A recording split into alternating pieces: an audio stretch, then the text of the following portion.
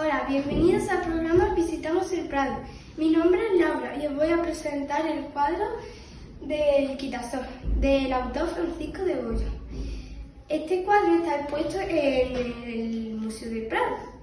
Este cuadro se hizo en 1777 y su técnica es óleo sobre lienzo.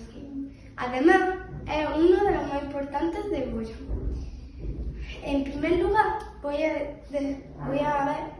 describir lo que se puede ver en el cuadro. En primer plano se ve una mujer con un perrito pequeño acostado en su vestido azul y amarillo. Ella tiene en la mano un abanico y puesto una chaqueta de color blanco.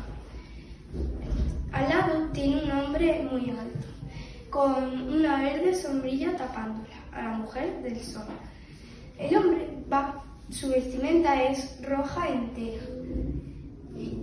Y también se puede ver al fondo, a la izquierda, se puede ver un muro. Y abajo a la derecha se puede ver muchos árboles como la lechuga, tan verdes como la lechuga. Este autor nos quiere transmitir a nosotros que coqueteo, porque el hombre está tapando a la mujer con la sombrilla. Ilusión, porque el hombre está con la mujer.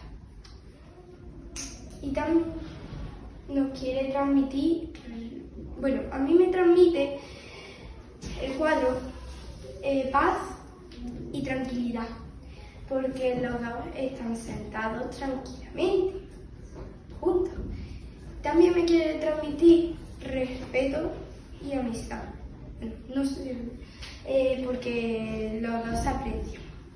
Y bueno, esta es toda mi descripción del cuadro.